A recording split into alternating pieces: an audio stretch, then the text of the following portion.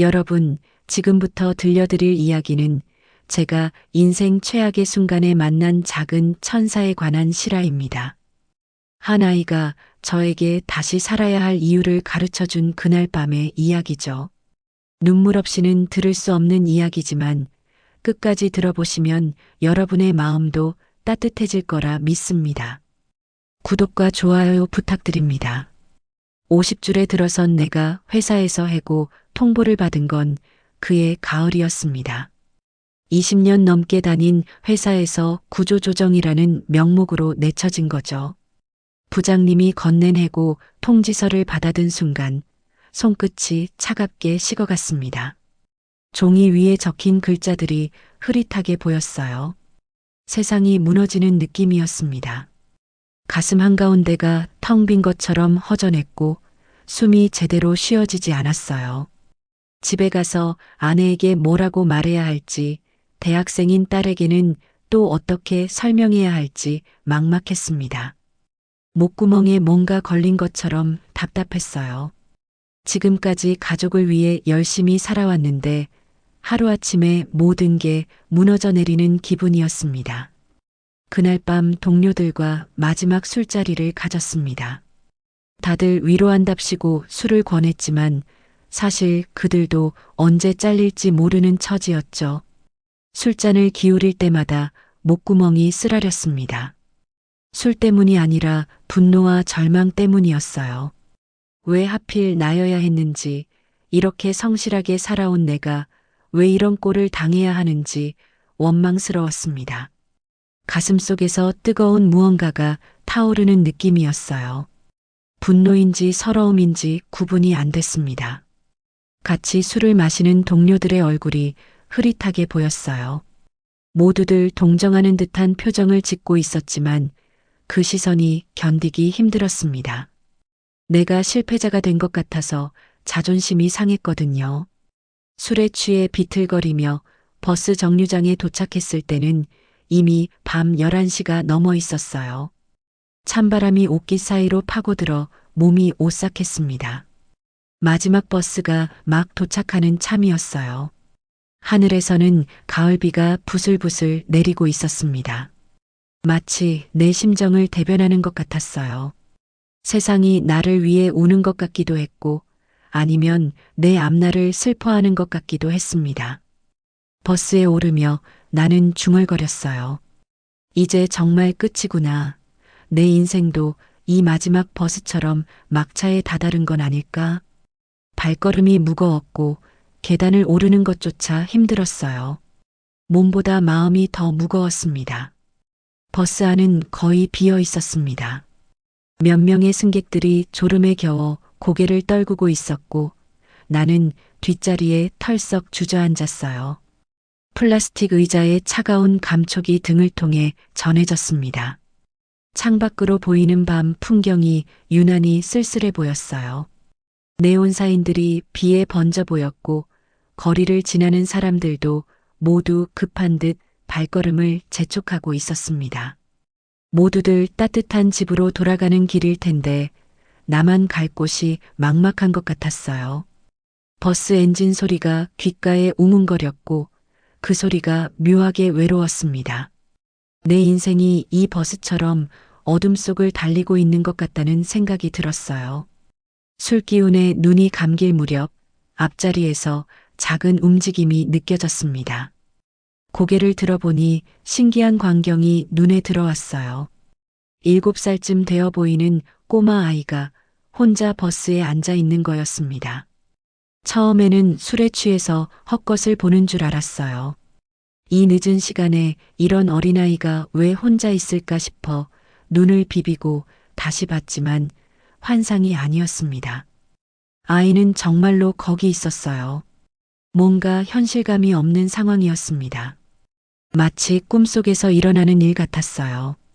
아이는 노란색 우비를 입고 있었는데 비에 젖어서 물방울이 뚝뚝 떨어지고 있었습니다.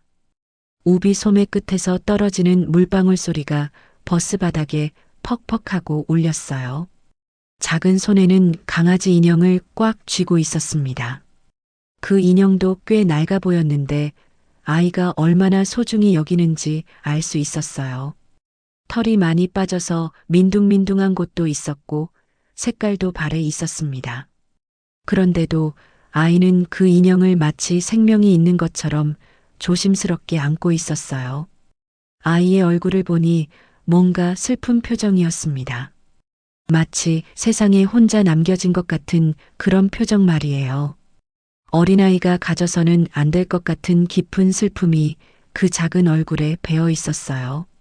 나는 술 취한 머리로 생각했습니다. 저런 꼬마가 이 시간에 왜 혼자 있을까? 부모는 어디 갔을까? 하지만 내 일도 아니고 남의 집안사에 끼어들고 싶지도 않았어요. 그냥 모른 척하고 지나가자고 생각했습니다. 지금 내 상황도 충분히 절망적인데 남의 문제까지 신경 쓸 여유가 어디 있겠어요. 버스는 계속 달려갔고 승객들은 하나둘 내려갔습니다. 하지만 그 아이는 계속 자리에 앉아 있었어요. 강아지 인형을 품에 안고 창밖을 바라보는 모습이 유난히 작아 보였습니다. 버스 기사 아저씨도 백미러로 아이를 힐끗힐끗 보는 것 같았지만 별다른 행동은 하지 않았어요. 비는 점점 더 세게 내리기 시작했습니다. 창문에 빗방울이 세차게 부딪히는 소리가 들렸어요. 그 소리가 마치 누군가 울고 있는 것처럼 들렸습니다. 나는 다시 술 기운에 눈을 감으려 했지만 자꾸만 그 아이가 신경 쓰였어요. 저 아이도 나처럼 갈 곳이 없는 건 아닐까 하는 생각이 들었거든요. 버스가 한 정거장을 더 지나갔을 때 나도 모르게 아이에게 말을 걸고 있었습니다. 가슴속에서 뭔가가 꿈틀거렸어요. 술 때문인지 아니면 정말 걱정이 되어서인지 모르겠지만 퉁명스럽게 물어봤습니다. 야, 집은 어디야? 이 시간에 왜 혼자 있어? 목소리가 생각보다 거칠게 나왔어요. 술에 취해 있었고 하루 종일 쌓인 스트레스 때문이었죠. 그런데 말을 하고 나서 후회가 됐습니다. 너무 퉁명스럽게 말한 것 같아서요. 아이가 무서워할 수도 있겠다는 생각이 들었어요. 아이는 천천히 고개를 돌려 나를 바라봤습니다. 커다란 눈동자가 나를 똑바로 쳐다봤어요. 무서워하지 않는 것 같아서 다행이었습니다. 그리고는 작은 목소리로 대답했어요. 아저씨, 집 없어졌어요. 그 한마디가 내 가슴을 후려쳤습니다. 마치 찬물을 한 바가지 뒤집어 쓴 것처럼 술이 확 깼어요. 머리가 맑아지면서 동시에 가슴이 먹먹해졌습니다. 집이 없어졌다고요. 7살밖에 안 된 아이가 집이 없어졌다고 하는 거였어요. 이런 어린아이가 할 수 있는 말이 아니었습니다. 갑자기 내 문제가 별것 아닌 것처럼 느껴졌어요. 나는 당황해서 다시 물어봤어요. 뭐라고 집이 없어졌다고? 그게 무슨 소리야? 아이는 눈을 똘똘하게 뜨고 대답했습니다. 집주인 아저씨가 나가라고 했어요. 엄마가 돈을 못 줘서요. 그런데 엄마는 하늘나라로 갔어요. 그 말을 듣는 순간 내 심장이 쿵 하고 내려앉았습니다. 숨이 막히는 것 같았어요. 아이의 상황이 대충 그려졌습니다. 어머니를 잃고 집까지 잃은 아이였던 거죠. 세상에 이런 일이 실제로 일어날 수 있는 건가요? 그런데도 아이는 담담하게 말하고 있었어요. 마치 이미 체념한 것처럼요. 그 모습이 너무 안쓰러웠습니다. 7살짜리 아이가 어떻게 이런 상황을 받아들일 수 있을까요? 내 눈가가 뜨거워지는 걸 느꼈어요. 나는 버스 안을 둘러봤습니다. 몇 명의 승객들이 남아 있었지만 모두들 모른 척하고 있었어요. 어떤 아줌마는 스마트폰을 보느라 바빴고 어떤 아저씨는 잠든 척하고 있었습니다. 버스 기사도 백미러로 힐끗 보기만 할 뿐 별다른 반응을 보이지 않았어요. 모두들 남의 일이라고 생각하는 것 같았습니다. 이런 상황에서도 아무도 나서지 않는다는 게 이상했어요. 아니, 이상하다기보다는 씁쓸했습니다. 나도 처음에는 똑같았으니까요. 모른 척하고 지나가려고 했었거든요. 그런 내 모습이 부끄러워졌어요. 그 순간 나는 묘한 동질감을 느꼈습니다. 나도 사실 비슷한 처지였거든요. 해고 통보를 받고 집세도 밀려서 곧 쫓겨날 상황이었으니까요. 물론 나는 어른이고 이 아이보다는 나은 상황이었지만 갈 곳이 막막하다는 점에서는 비슷했어요. 둘 다 세상에서 버림받은 느낌이랄까요? 하지만 나는 적어도 어른이었어요. 스스로 해결할 방법을 찾을 수 있었죠. 그런데 이 아이는 어떻게 해야 할까요? 7살 아이가 혼자서 뭘 할 수 있겠어요? 생각할수록 가슴이 답답해졌습니다. 아이는 다시 창밖을 바라봤습니다. 아저씨, 저기 불 켜진 집들 보여요. 다들 따뜻한 집이 있어서 좋겠어요. 그 말에 가슴이 먹먹해졌습니다. 아이의 목소리에 서러움이 배어 있었거든요. 하지만 동시에 체념도 느껴졌어요. 이미 많은 걸 포기한 것 같은 그런 체념 말입니다. 나는 생각했습니다. 지금 내가 뭘 할 수 있을까요? 나 자신도 불안정한 상황인데 이 아이를 도울 수 있을까요? 하지만 이렇게 그냥 지나칠 수는 없었어요. 적어도 어디로 가야 할지는 알려줘야 할 것 같았습니다. 버스가 다음 정거장에 멈췄을 때 나는 일어났습니다. 마음속에서 뭔가가 결정된 것 같았어요. 더 이상 망설일 수 없었습니다. 야, 너 어디 갈 데 없어. 아이가 고개를 끄덕였어요. 그 모습이 너무 처연해 보였습니다. 그럼 나랑 같이 가자. 일단 따뜻한 데서 뭔가 먹고 생각해 보자. 나도 모르게 그런 말이 나왔어요. 말하고 나서 깜짝 놀랐습니다. 내가 지금 뭘 하고 있는 거지? 하지만 후회는 되지 않았어요. 오히려 마음이 한결 가벼워지는 느낌이었습니다. 아이의 눈이 반짝였어요. 정말요, 아저씨. 그래, 정말이야. 나는 아이의 손을 잡고 버스에서 내렸습니다. 비는 여전히 내리고 있었지만 아이와 함께 걸으니 조금은 덜 쓸쓸했어요. 아이가 작은 손으로 내 손을 꽉 잡고 있는 느낌이 따뜻했습니다. 그때까지만 해도 나는 몰랐습니다. 이 작은 만남이 내 인생을 완전히 바꿔놓을 거라는 걸 말이에요. 술에 취해 우연히 건넨 말 한마디가 우리 둘의 운명을 바꿀 거라고는 생각지도 못했거든요. 비를 맞으며 걷다 보니 24시간 편의점이 보였습니다.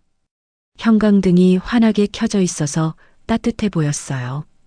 어둠 속에서 유일한 불빛 같았습니다. 아이와 함께 들어가니 알바생이 힐끗 쳐다봤지만 별말 없이 고개를 끄덕였어요.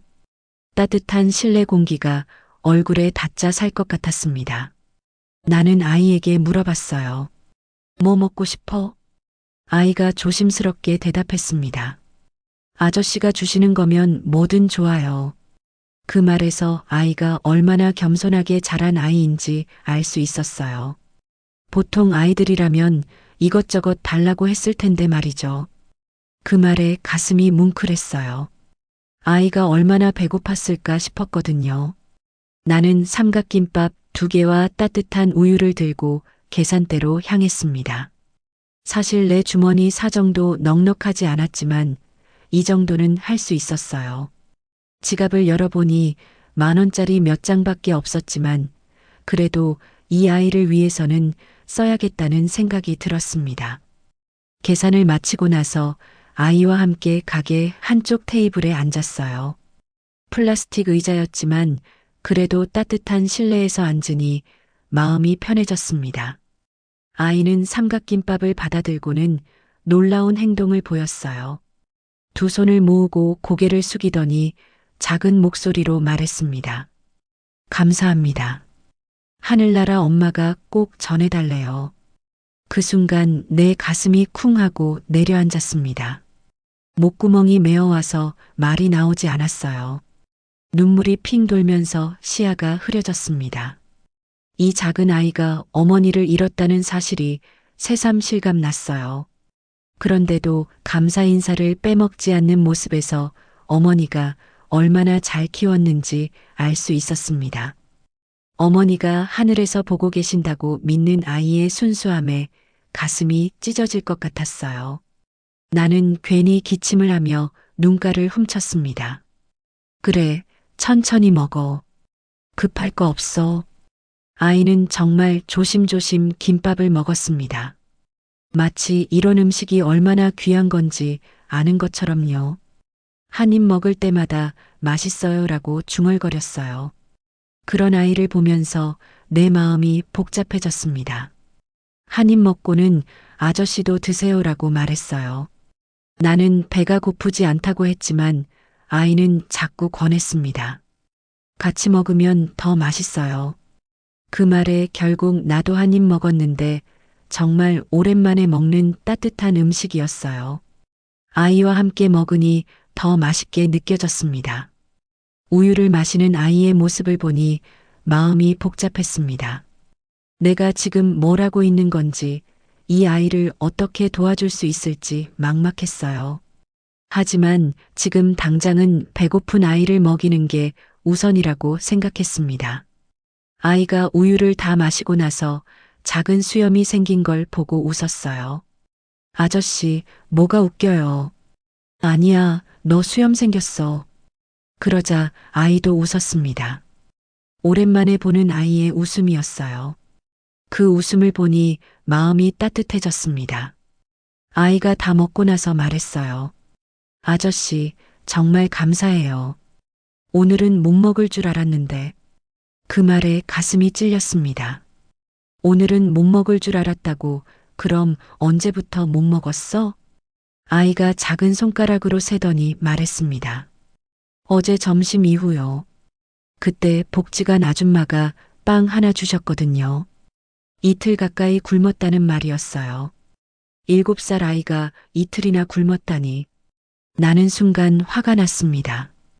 이런 어린아이를 도와주는 어른이 아무도 없다는 게 말이 되나요?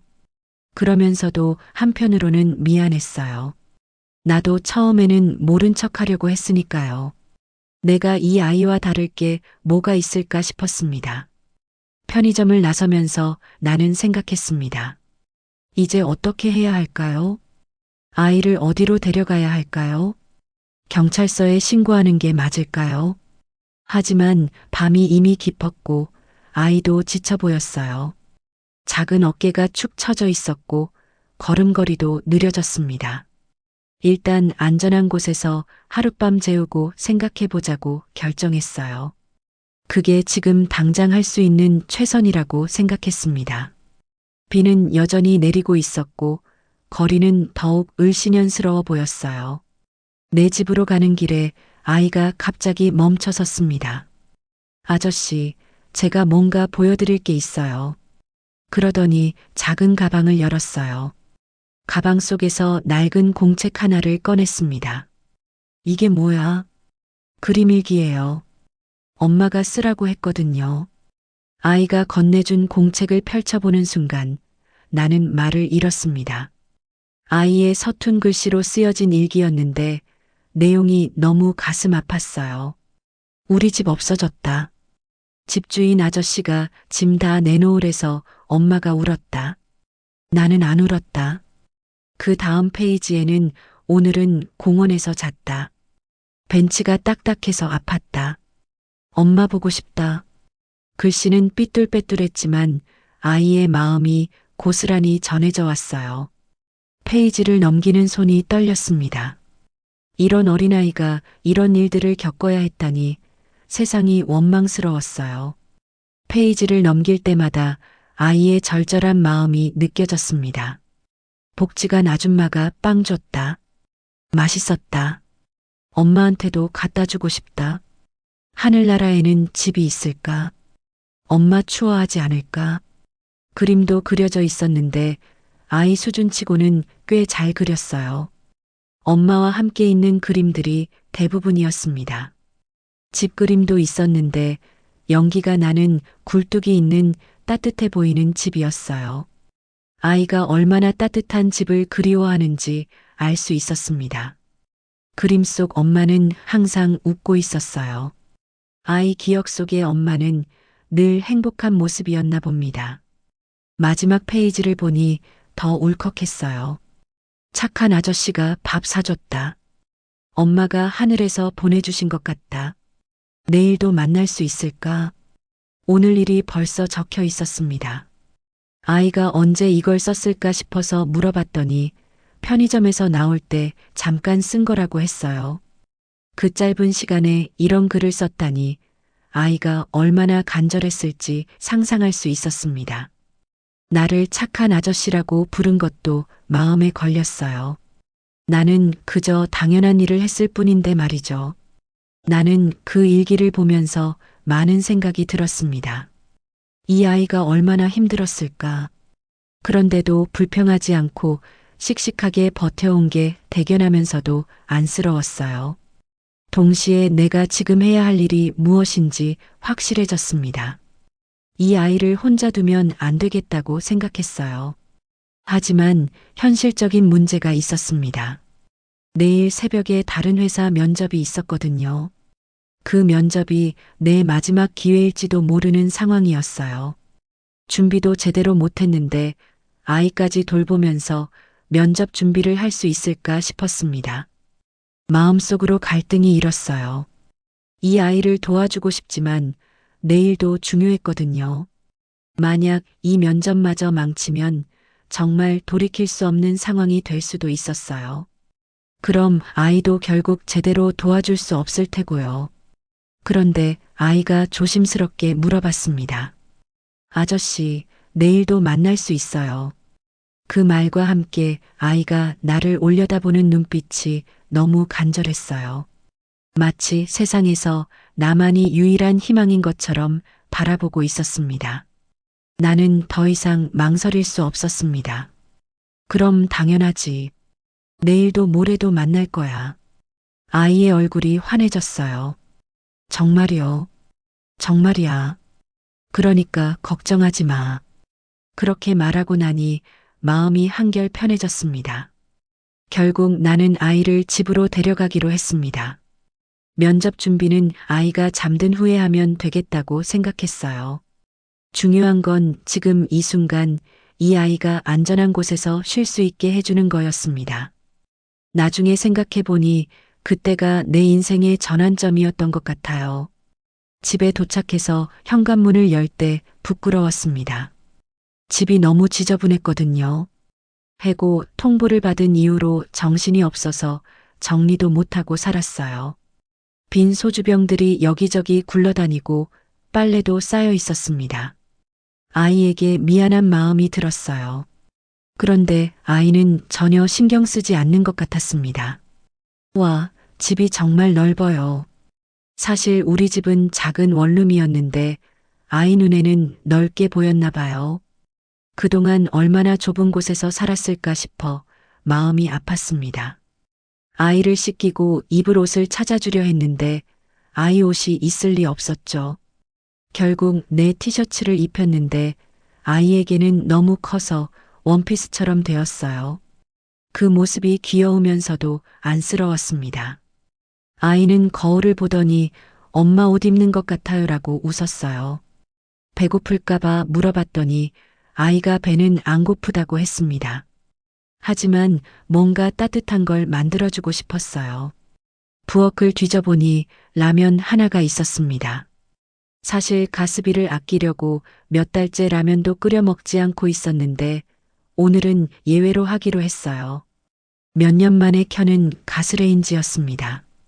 파란 불꽃이 올라오니 뭔가 따뜻한 느낌이 들었어요.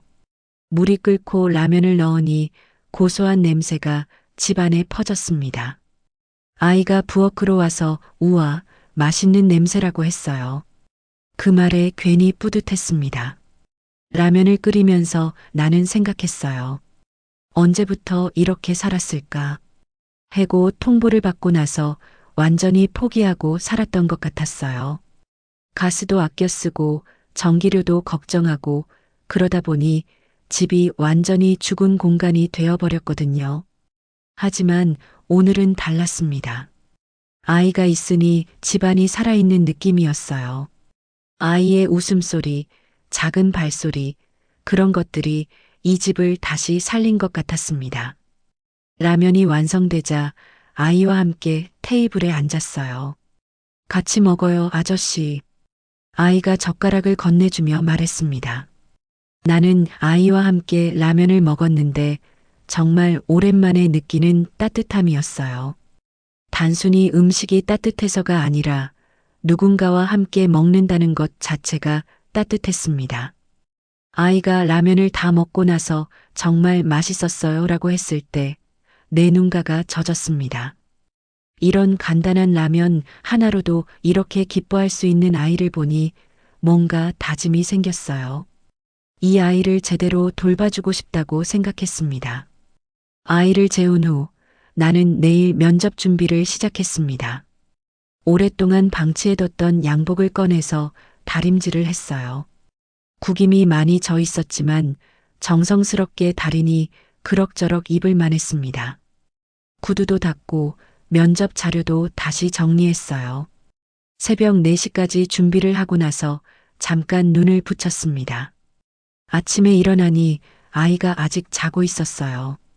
자는 모습이 천사 같았습니다. 강아지 인형을 꼭 안고 잠든 모습을 보니 어머니 생각이 많이 날 것 같았어요. 면접장으로 향하면서 마음가짐이 완전히 달라져 있었습니다. 어제까지만 해도 그냥 형식적으로 면접을 보려고 했는데 오늘은 달랐어요. 반드시 이 일을 얻어야겠다는 절실함이 있었습니다. 그 아이 때문이었어요. 면접장에 도착해서 대기하는 동안 계속 아이 생각이 났습니다. 지금쯤 일어났을까? 무서워하지는 않을까? 배고파하지는 않을까? 걱정이 되면서도 한편으로는 힘이 났어요. 누군가 내가 돌아오기를 기다리고 있다는 생각에 말이죠. 드디어 면접이 시작되었습니다. 면접관들이 여러 질문을 했는데 대답이 평소보다 훨씬 진심으로 나왔어요. 그러다가 면접관 중 한 명이 물어봤습니다. 지원자분은 왜 다시 일하고 싶으신가요? 특별한 이유가 있으신지요? 그 순간 나는 망설이지 않고 대답했습니다. 오늘 저녁을 책임지고 싶은 사람이 생겼습니다. 면접관들이 의아한 표정을 지었어요. 아마 예상하지 못한 답변이었을 거예요. 나는 계속 말했습니다. 그 사람 때문에 제가 다시 살아야 할 이유를 찾았습니다. 그래서 이 일이 꼭 필요합니다. 면접관들의 표정이 진지해졌어요. 아마 내 진심이 전해진 것 같았습니다. 그 후 몇 가지 질문을 더 받았는데 모든 답변에 진심이 담겨 있었어요. 평소 같았으면 그냥 적당히 둘러댔을 텐데 오늘은 달랐습니다. 면접이 끝나고 나오는 길에 마음이 한결 가벼웠어요. 결과는 며칠 후에 나온다고 했지만 최선을 다했다는 생각이 들었습니다. 그리고 무엇보다 빨리 집에 가서 아이를 보고 싶었어요. 집에 도착해서 현관문을 열었는데 이상했습니다. 집안이 너무 조용했어요. 아이를 불러봤지만 대답이 없었습니다. 혹시 어디 갔나 싶어 방 안을 둘러봤는데 아이가 보이지 않았어요. 그때 현관 앞에서 목소리가 들렸습니다. 밖으로 나가보니 경찰관 2명이 아이와 함께 서 있었습니다. 그리고 30대 후반쯤 되어 보이는 여자분도 함께 계셨어요. 아이를 보자마자 안도했지만 동시에 불안했습니다. 혹시 내가 아이를 데려온 것 때문에 문제가 된 건 아닐까 싶었거든요. 경찰관이 나에게 물어봤습니다. 혹시 이 아이를 어젯밤에 데려오신 분이세요? 네, 맞습니다. 버스에서 혼자 있는 걸 봐서 데려왔는데 무슨 문제가 있나요? 그러자 여자분이 앞으로 나서며 말했습니다. 안녕하세요. 저는 이 아이 고모입니다. 정말 감사합니다. 상황을 들어보니 이랬습니다. 아이의 어머니가 돌아가신 후 고모가 아이를 찾고 있었던 거예요. 하지만 아이가 집을 나간 후 연락이 끊어져서 경찰에 신고했었다고 했습니다. 그러다가 근처 편의점 사장이 어젯밤에 어른과 함께 온 아이를 봤다고 제보해서 찾게 된 거였어요. 고모분이 말했습니다. 정말 죄송하고 감사합니다. 이 아이가 얼마나 힘들었을지 생각하니 마음이 아팠는데 좋은 분을 만나서 다행이에요. 나는 당황스러웠어요. 사실 나도 특별히 대단한 일을 한 건 아니었는데 과찬이라는 생각이 들었거든요. 그런데 아이가 갑자기 내게 달려와서 안겼습니다. 아저씨, 저 가야 해요. 눈에 눈물이 고여 있었어요. 나도 모르게 가슴이 뭉클해졌습니다. 하루밖에 함께 지내지 않았는데 이렇게 헤어지는 게 아쉬웠어요. 괜찮아. 고모랑 가서 잘 지내야 해. 나는 아이의 머리를 쓰다듬으며 말했습니다. 그러자 아이가 작은 목소리로 말했어요. 아저씨, 나 매일 기도할 거예요. 아저씨 행복하게 해달라고. 그 말에 내 눈가가 뜨거워졌습니다. 나는 아이에게 줄 게 없나 생각해 봤어요. 그러다가 아이가 소중하게 여기는 강아지 인형이 생각났습니다. 인형 속에 작은 쪽지를 넣어주고 싶었어요. 잠깐 기다리라고 하고 집에 들어가서 작은 종이에 글을 썼습니다. 너 때문에 내가 다시 살고 싶어졌다. 고마워. 간단한 메시지였지만 내 진심이 담겨 있었어요. 그 쪽지를 강아지 인형 속에 넣어주면서 말했습니다. 나중에 커서 읽어봐. 아저씨가 너한테 하고 싶은 말이야. 아이가 인형을 받아들고 활짝 웃었어요. 감사해요, 아저씨. 저 이거 평생 소중히 할 거예요. 그 말에 더 이상 참을 수 없어서 눈물이 났습니다. 고작 하루였지만 이 아이가 내 인생에 얼마나 큰 변화를 가져다 줬는지 실감했어요. 고모분이 다시 한번 감사 인사를 하시고 아이와 함께 떠났습니다. 아이가 차에 타서도 계속 손을 흔들었어요. 나도 손을 흔들어주면서 생각했습니다. 이제 정말 헤어지는구나. 하지만 슬프지만은 않았어요. 아이가 안전한 곳으로 가는 것 같아서 다행이었거든요. 그들이 떠나고 나서 집에 혼자 있으니 갑자기 허전했습니다. 하지만 어제와는 다른 허전함이었어요. 어제는 절망적인 외로움이었다면 오늘은 뭔가 희망이 섞인 그런 느낌이었습니다. 아이 덕분에 내가 바뀐 걸 느낄 수 있었어요. 일주일 후 면접 결과가 나왔습니다. 합격이었어요. 전화를 받는 순간 너무 기뻐서 소리를 질렀습니다. 오랜만에 느끼는 기쁨이었어요. 그런데 기뻐하면서도 가장 먼저 떠오른 건 그 아이였습니다. 이 기쁜 소식을 아이와 나누고 싶었어요.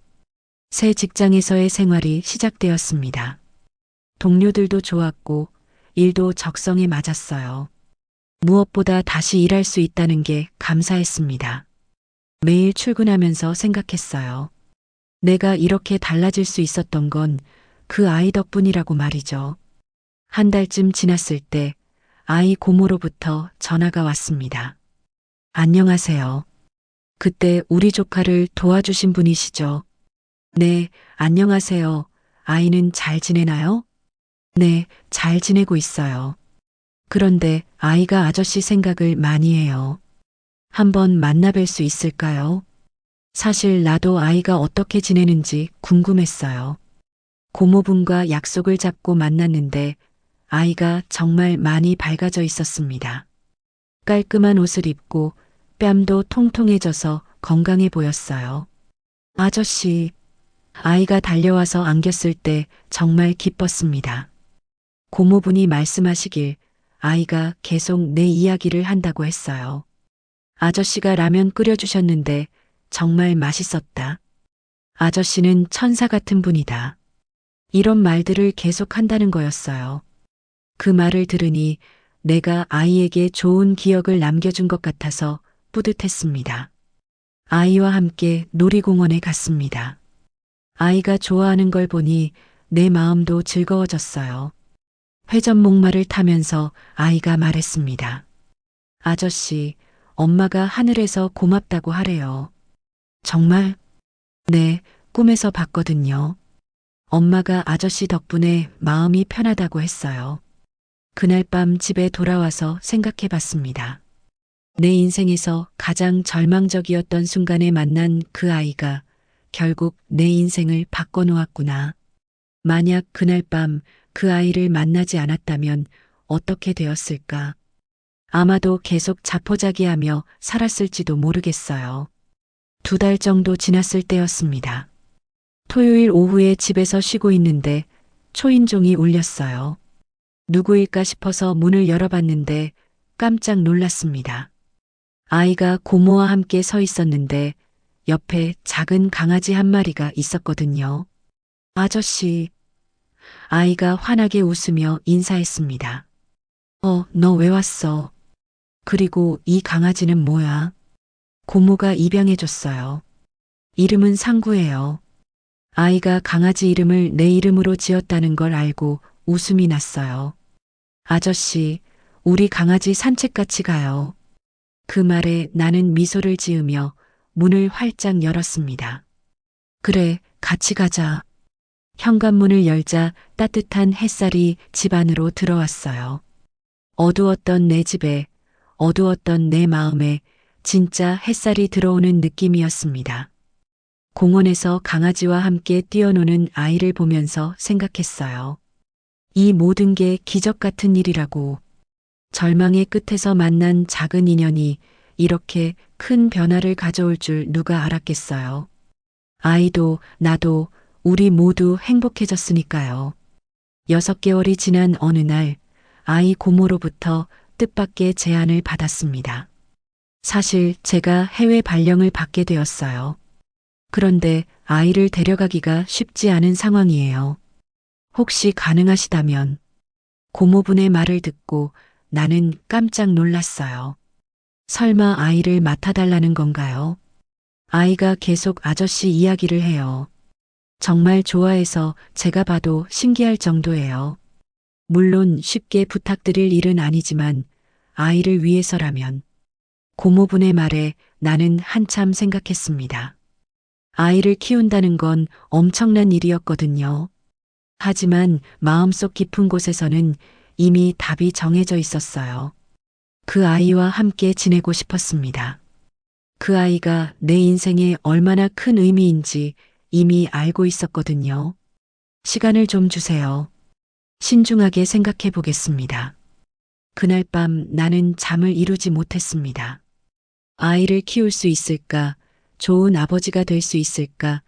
여러 생각이 머릿속을 맴돌았어요. 하지만 아침이 되자 마음이 확실해졌습니다. 나는 고모분께 전화했어요. 제가 아이를 키우겠습니다. 법적인 절차를 밟는 데 시간이 걸렸지만 결국 아이와 함께 살게 되었습니다. 아이가 이사 온 첫날 내 작은 원룸은 완전히 달라졌어요. 아이 침대, 책상, 장난감들로 가득 찼습니다. 좁았지만 따뜻한 우리만의 공간이 되었어요. 아빠, 아이가 처음으로 나를 그렇게 불렀을 때 나는 울었습니다. 50줄에 들어서 처음 들어보는 호칭이었어요. 왜 울어요, 아빠? 아니야, 기뻐서 그래. 정말 기뻤습니다. 내 인생에 이런 날이 올 줄 몰랐거든요. 아이와 함께 사는 일상은 바쁘지만 행복했습니다. 아침에 아이를 깨우고 아침 준비하고 유치원에 데려다 주고 저녁에 함께 밥 먹고 책도 읽어주고 이런 평범한 일상이 이렇게 소중할 줄 몰랐어요. 1년 후 아이가 초등학교에 입학했습니다. 입학식 날 아이가 말했어요. 아빠, 친구들이 물어보면 뭐라고 할까요? 뭘 물어본다고? 아빠는 왜 나이가 많으냐고요? 나는 웃으며 대답했어요. 그럼 이렇게 말해. 우리 아빠는 늦게 만났지만 최고의 아빠라고. 어느 날 아이가 학교에서 그림 숙제를 해왔는데 제목이 우리 가족이었어요. 그림에는 나와 아이 그리고 하늘 위에 엄마가 그려져 있었습니다. 아이가 설명해 줬어요. 하늘나라 엄마가 아빠를 보내주셨대요. 그래서 우리는 가족이 된 거예요. 그 말을 듣고 나는 또 울었습니다. 정말 그런 것 같았어요. 그 아이 어머니가 하늘에서 우리를 이어준 건지도 모르겠다는 생각이 들었거든요. 그렇지 않고서야 이런 기적 같은 일이 일어날 수 있을까요? 지금 아이는 초등학교 3학년이 되었습니다. 키도 많이 자라고 씩씩하게 잘 자라고 있어요. 가끔 아이가 물어봅니다. 아빠, 그때 왜 나를 도와줬어요? 그럼 나는 이렇게 대답해요. 아빠도 도움이 필요했거든. 너 덕분에 아빠가 다시 살 수 있었어. 그 아이를 만나지 않았다면 지금의 나는 없었을 거예요. 절망의 끝에서 만난 작은 천사가 내 인생을 완전히 바꿔놓았습니다. 그래서 나는 매일 감사하며 살고 있어요. 그 기적 같은 만남에, 그리고 우리 아이에게 말이죠. 여러분도 혹시 힘든 일이 있으시면 이 이야기를 기억해 주세요. 어떤 절망적인 순간에도 기적은 일어날 수 있다는 걸 말이에요. 그리고 그 기적은 때로는 아주 작은 친절에서 시작된다는 것을요.